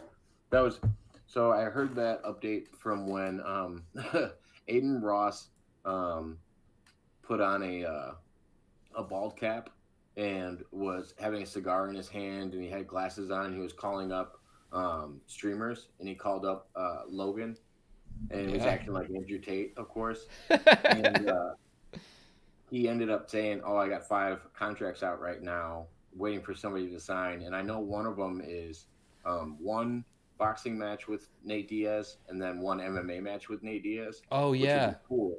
Like that's something I would like to see. Rampage Jackson and Briggs were working on doing that between the two of them. I don't know if you know Briggs, the boxer. He used to walk around like, "I'm the champ. The champ is here," and like always used to call himself the champ, and he was never the champ. But that was always his gimmick. He's a swole ass dude, but they're both like 60, and they were talking about like Rampage is looking a lot better since his last fight. But that was always something I wanted to see, is a boxer do 1 boxing match and then also do an MMA match with somebody. Yeah, I think McGregor teased Mayweather about doing that when they hooked up, right? But yeah, Mayweather. Yeah, Jake's got a decent wrestling background. It'd be interesting to see if he can grapple, but not against Nate Diaz on the ground. No. I mean, that's just a whole nother level. Yeah, how old is Nate Diaz now? He's probably 40. Nah, he might not. I'm thinking 40. 37? He's gotta be close to 40. He's 37. Is he? Okay. Yeah. What about the other one? Fucking Dylan Dennis backing out of the KSI fight. I guess I'm not familiar with that. I know KSI was gonna fight someone. I didn't know the other guy backed out though. Yeah, Dylan Dennis, a big jiu-jitsu guy in the MMA community. Big shit talker. He went on with Ariel Helwani and did an interview right before right after the press conference for that fight with KSI, and basically just lied to everybody and was acting like he was going to the fight when he was never going to go to the fight. And yeah, it was fucked up. It was just a big publicity stunt, and they all came out and said Dylan Dennis is never going to fight for this organization again. So he's been cut out from I don't remember what boxing organization it was, but he can't even go fight with them anymore. So he was a jiu-jitsu guy, but he was going to box KSI? Oh, wait. Just got an update. Yeah, he's a jiu-jitsu guy, and he was going to go box KSI. All right, thank you. I think it's working now. So we do have an update. We might have Galaxy showing up here in a minute. Okay. Cool. Let's see what happens. Gotta ask him if he wants to talk about mixed martial arts first. He hates mixed martial arts, I think. It's definitely. He thinks of it as human cockfighting. Well, yeah. I mean, it's not totally off. No, like I would rather go see like Ben Askren rolling with Nick Diaz or Nate Diaz, rather than I would like to see Robbie Lawler and somebody else just stand in the middle and punch each other in the face. Like, I guess it comes down to what you're interested in the sport. I would like to see technicians go against each other and see what styles work better, rather than to see 2 dummies just go in there and punch each other in the face until the last one's standing. Yeah. But I mean, maybe I'm different about it. I don't like the bloodbath side of it. What's going on? How are we doing? Hey, can you hear me? Yep, loud and clear. Yeah, this piece of garbage StreamYard, man. I'm telling you, I just found out my StreamYard was fine the whole time. The link was not good, man. I'm not saying it's your fault. I'm just saying something was wrong with the link. Huh, that's weird. Yeah, but it's working now. Well, glad it's working. Yeah, we were just talking about MMA fighting, conspiracy theories. What else did we talk about? Diets. We talked about a bunch of random stuff. I was like, we got to hold off on the Michael Jordan topic until our guests arrive. Oh, you expecting more people? No, just you two. We were just waiting for you to get here before we talked about Michael Jordan. I thought it would have been kind of unfair on a debate about basketball if we started talking about basketball before you got here. Yeah, no, I appreciate that. Thank you. Oh, de nada. So, I don't know. I was going to kind of let you guys open up with opening statements. If whoever wants to take the floor first, you're more than welcome to. Okay, sure. Thanks. Okay. Ladies and gentlemen of the jury, Michael Jordan fans are the stupidest sports fans, the dumbest sports fans, the most idiotic sports fans, and the most moronic sports fans. I realize many of you out there in the land of facts are not going to understand this. You're going to think this guy sounds arrogant. He sounds full of himself. What's up with these lame jokes? Why would a person question a group of fans so much? You don't know all the information, and or you yourself are one of them. I assure you, amongst many days, weeks, months, and whatever, in general research, I have come to the conclusion that Michael Jordan fans are the worst sports fans of all time. Many people will back me up on this. The only people who disagree are, again, people who don't know the information or they themselves are a Michael Jordan fan. I can show you how they act. I can show you how they contradict themselves, how they move the goalposts, how they're never wrong in anything, how they always give themselves a pass, how they always point the finger at you, how they make things up. And I could give you more examples, but you get the point. In fact, if anybody wants lots of details, I'll give you details. Actually, you don't even have to believe me. I don't want you to believe me. Just go ask them questions, talk to them, debate them, write them, hang out with them, email them, go on their programs and so on, and they will show you how they are. Now, I'm not saying all Michael Jordan fans are like this. Obviously not. I've met many Michael Jordan fans who are very nice people. Many people who come on my program multiple times. They have a nice time and all that. But this is a general thing. In general, they are the worst sports fans, and I invite anybody to one of my YouTube pages where you can learn more things about them. The name of the page is Michael Jordan Fans Are the Worst Sports Fans. All right. Okay. Thank you for that completely emotional and subjective opening. How you like being blocked on my page, motherfucker? Ladies and gentlemen of the chat, of the jury, everyone here, I want to thank you for being here. We're finally going to settle this once and for all. It was already settled. I didn't interrupt you, so if you wouldn't interrupt me, I'd appreciate that. Fuck whose dick you're sucking on? What? What? Yeah, I'm gonna like. Not you, Jacob Waters, not you. No, I'm just saying he was totally quiet when I let you do your opening. Fuck him and his shit program on YouTube. How many subscribers you have, asshole? See, ladies and gentlemen, we can already see how flustered my opponent's getting. He already knows he's going to get absolutely dismantled in this debate. Fuck you and your shit page. You bald-headed motherfucker. That's why you email me 28,000 times. Yeah, I already went over your emails on my stream. You know what he wanted, folks? He was all the... I'm going to put dressed up. I think I was told... I'm not going to look how flustered he is. I was told, look at you, bro, and all this. You're not going to. You're never going to have a debate. All right, sorry. You muted him. Okay. I'm trying to hear your opening statement. Go ahead. Okay. What we're having here is the GOAT debate, right? And this is the MJ debate. Is MJ the GOAT or not? And so this is a question of subjective versus objective arguments, and we must really already left. All right, so let me get in here, and then I'll let you do your opening statement. Okay. And we'll have to. He left, right? You didn't boot him, right? I didn't boot him. Just to be official.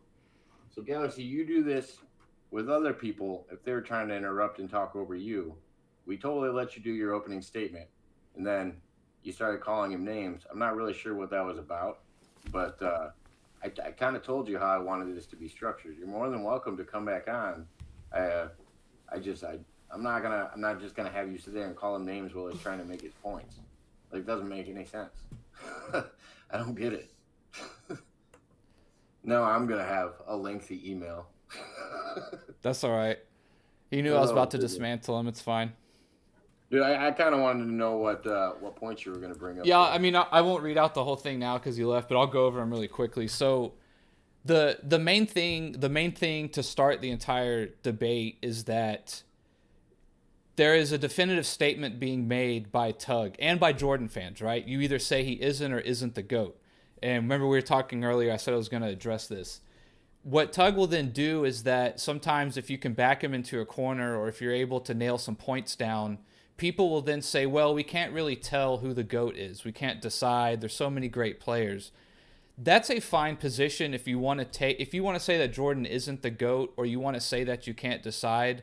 Either one of those opinions is okay. The thing is that you can't take both. If you're going to make a definitive statement that Jordan is not the GOAT, that just logically and reasonably means you have to have someone else who is the GOAT.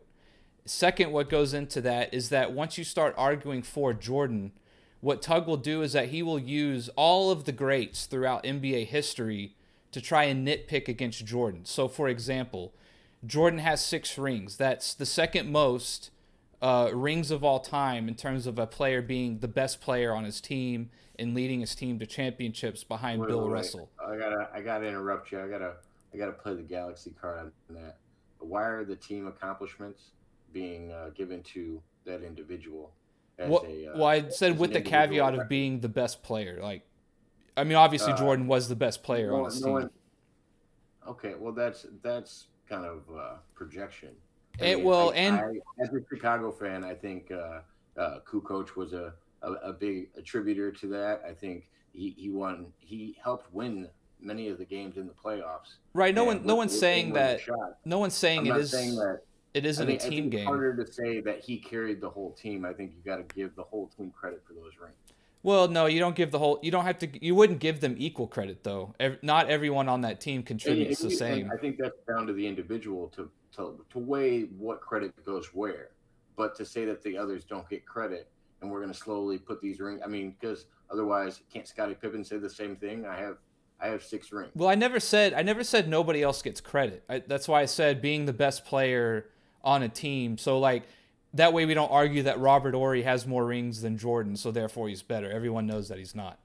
That's why I think being the main contributor was the caveat of what I said. But the point of what I was making is that what will happen is if you start arguing for Jordan, right? So if you bring up Jordan having 6 rings, they have to go to Bill Russell, who has more rings. If you bring up the fact he has as many MVPs as he does, they have to go to Kareem, the fact that he has 1 more MVP than Jordan. And so what I was saying is that essentially the second layer of what he does is that he has to use all of these other GOATs to try and bring up 1 or 2 things that they're better at than Jordan, which then gets into the next point, which is when you start adding a statistical weight of things that players have achieved, accomplished, championships, MVPs, Defensive Player of the Year, steals, all of it, right? It's all encompassing. Jordan's statistical weight is easily a top 5 or 10 player, even just objectively, right? You don't really have to have much an opinion on basketball to just study it for a day and understand that Jordan is one of the best of all time. That's largely where I was going with that. And then what I was going to say is that whenever you bring up something that is good for Jordan, right? So if you bring up the 6 rings, right? Well, Russell's better because he has 11, but yet Jordan doesn't get credit for having 6. It's like if one other person is better than Jordan in something, they get credit for it and they're considered better.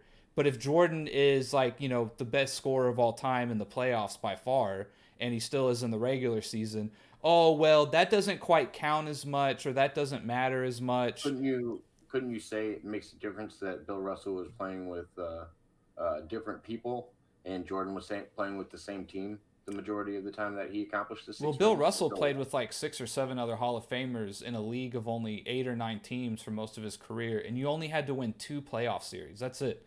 You win the first round, and then the second round was a championship. So you're going with that there wasn't as much competition at the time?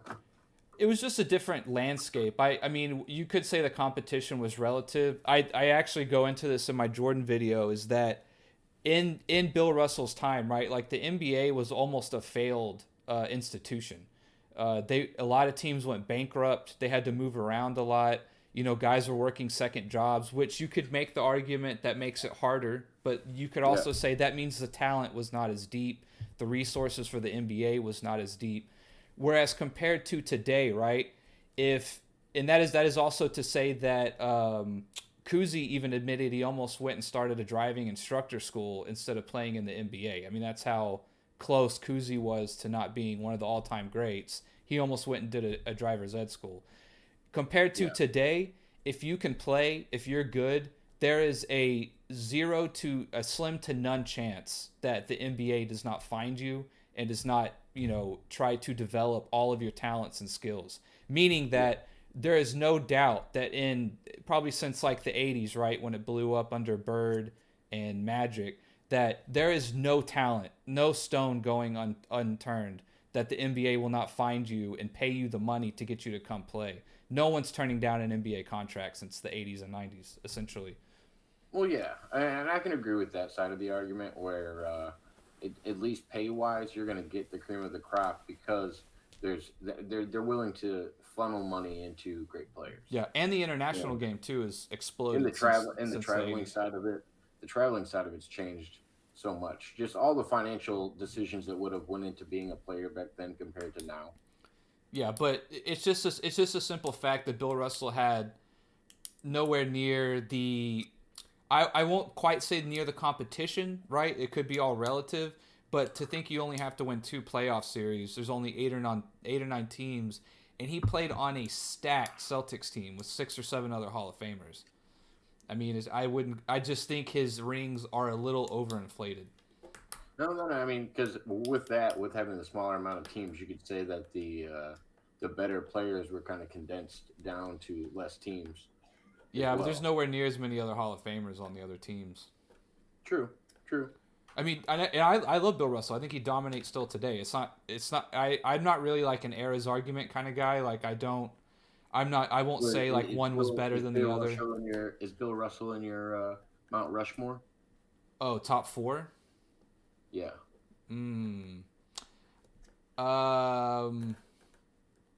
He probably is in my top 10. In terms of a Rushmore, I'd say he probably barely misses it. Barely misses it? Okay.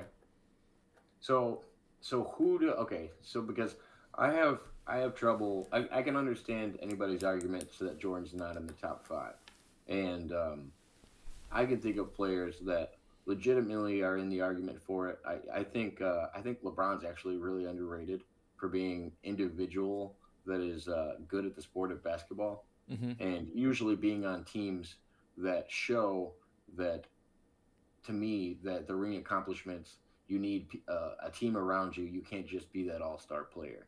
And that's why I think as a GOAT, he's definitely up in the top 5. I could put Kobe up there. I could put Magic Johnson up there. I could put Wilt Chamberlain up there. I definitely would say Michael Jordan's in the top 10, but I don't know where I would put him on the list because I do find a lot of other players that and then your favorite player, we haven't even said that one yet. Bird. Yeah, I think just my opinion, if just my subjective personal opinion, I think Bird was probably the best ever. I just think he was the most complete player, could do the most. And if you think, one of the big things about today too is like a lot of the stars are ball dominant. They have the ball in their hands for so long. And if you think about back like when Bird, even like Magic Johnson, right? Magic had the ball in his hands all the time. Bird would have the ball in his hands for 2, 3, maybe up to 5 seconds before it was either passed or shot or he put it on the floor or something like that. And I think his intangibles too, off-ball defense, moving the ball around, things like that. Obviously clutch, top 3 clutch all time probably, if not number 1. But I just think, to me, he embodies like being the best ever. But that's my personal subjective opinion. If I had to argue you know, if I had to like go and argue against someone who thought Jordan was the best, I feel like I could make a better argument for Jordan than Bird. Yeah. On, you know, like on paper, objectively. Yeah. So he's your favorite all around and more probably entertaining player. Oh, entertaining. Like that you'd rather. Well, I guess entertaining is probably the wrong word. Yeah, it's like Vince Carter. You could argue Vince Carter is like the most entertaining Vince ever. Carter, Dennis Rodman, even AI or something like that. Yeah, I think entertainment's a bad word for it. Sean Kemp, when he was in his prime, he's one of my favorites. No matter where or who they're playing, you would show up to watch. Yeah, for sure. I think he had that draw for sure. That appeal. He's one of those guys who did something every game that was probably like got you out of your seat. Gotcha.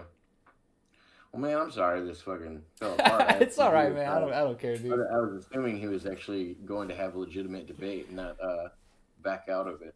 Yeah, it's funny. I had this whole intro, and as soon as you started interrupting me, I was like, man, this ain't gonna happen. It's all right. I don't know how long he was gonna let me.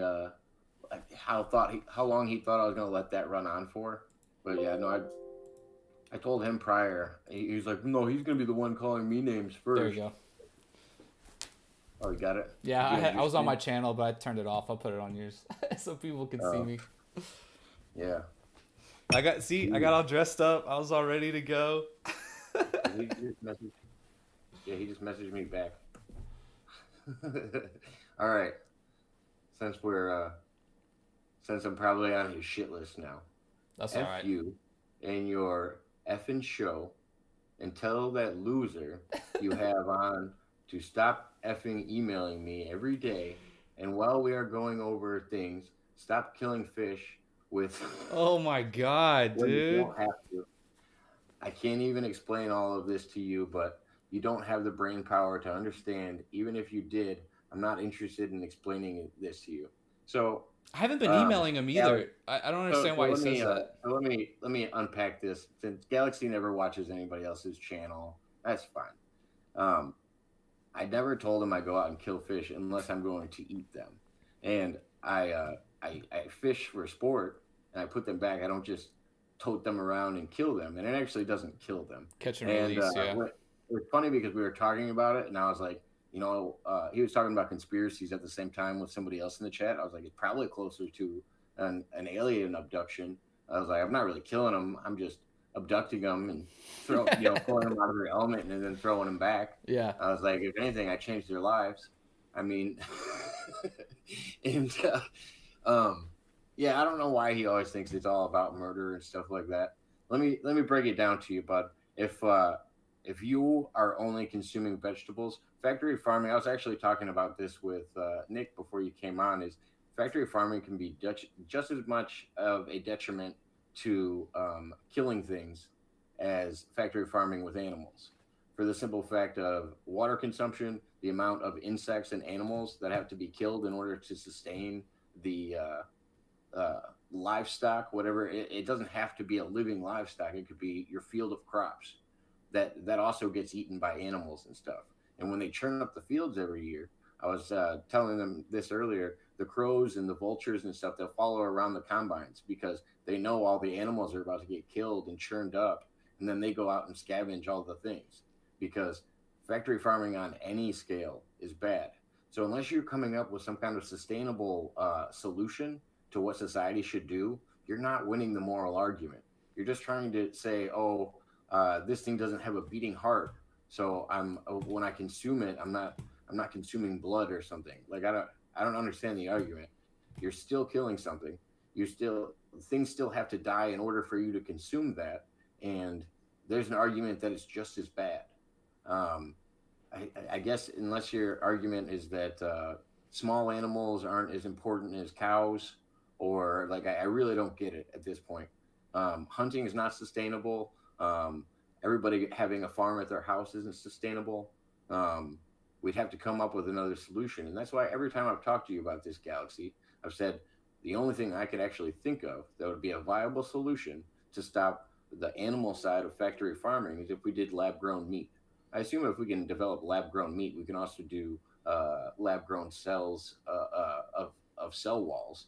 Eventually, we'd probably be able to produce vegetables without having to injure any vegetables in the process. But all of this would take time, and to switch a society would be the tricky part of it. So I'm not going out and killing fish, and I'm sorry you don't think I have the brain power to talk about this, but this is something that I actually study quite a bit. Like I told you, I grew up in like the breadbasket of the United States. I don't know if you live in a big city and you don't understand what farming's like, and you just eat the vegetables and go, oh, okay, vegetables, I'm not harming anybody. That's fine. It's okay. There's a lot of zombie vegetarians and vegans out there that think they're changing the world, but it's not as true as you think it is. I know how much water needs to grow, that it takes to grow a couple avocados, and I know what the chance is that our civilization will run out of water in our lifetime, like fresh drinking water. And we actually have the capability of getting better drinking water and doing stuff like that, but we avoid it because we'd rather raise the price on drinking water and charge people more. It's all factory farming of humans, to be honest. They don't care what you eat as long as you're eating the food that they're selling you. And unless you're coming up with something sustainable, that's why I have no problem if somebody raises their own chickens and raises their own cows and wants to do it like that. That's great. That's probably better for it than supporting any kind of grocery store or anything like that. So think about what you're saying when you're coming to the argument, because just calling people names and saying that I'm out killing fish is just weird to me. Like, yes, I go kayaking. I get out of my house sometimes and I like to fish, but I don't kill every fish that I've ever had. And when I do actually kill a fish, I cook and eat every part of it that I can. And then I'm usually in like deep wilderness if I'm doing something like that, and I leave the rest of it for other animals to have. It's not like I'm just throwing it away and it was meaningless for everybody around. It's usually because I don't have any food that I brought with me, and I do 62-mile solo kayaking trips by myself. Like, I usually have to have something to eat on the way. But yeah, I'm sorry, Galaxy. That's your. Yeah, I don't know why you said I was emailing him every day. I emailed him the eve of Christmas Day when I was trying to get on, and then he sent me like 15 emails in reply. I haven't emailed him ever since. I don't know why he's saying that. Yeah, no, you mean you showed your emails the other day? Yeah, I just have that one email account. It's funny because he watched that video because he's like, oh, what, we're gonna get dressed up all nice, and yeah, so exactly. He watched that video that I shared with him too. I'm like, all right, you watched it all. Yeah, and like I'm 35, man. I'm losing a little bit of hair. Ain't no big deal to me. Don't bother me none at all. I'm not allowed to take off my hats anymore because I've been on too many panels with bald people and I make them feel bad. Oh yeah, yeah. We all used to have beautiful, luscious hair. It's all right. So how old are you? 35. I actually just turned 35 4 days ago.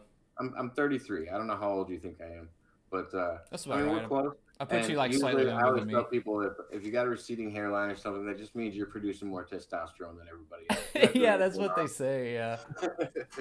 I am getting pretty yoked. So I appreciate you coming on. Yeah, I apologize that it was a waste of time. I know you got to travel soon, so that's all right, man. I appreciate your time. We can always do this again or find some other topic or whatever. It was good chatting.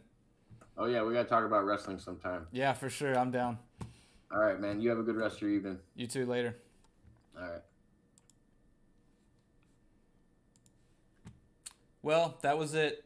Absolutely flawless victory. Absolutely flawless victory. Let's get back up here for a second. Hang on a second.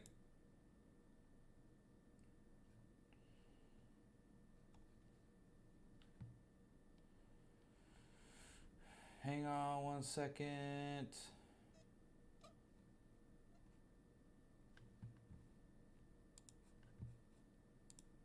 All right, there we are. Well, it is what it is. It is what it is. All right, that was it. He had his chance to BTFO me once and for all, and he passed it up. So, absolutely flawless victory by myself. Another dub. Still undefeated. Oh yeah, tomorrow I'll be streaming the wiffle ball tournament I'm going to, so you guys can look forward to that. It should be pretty cool. But I gotta go. I gotta drive and get over.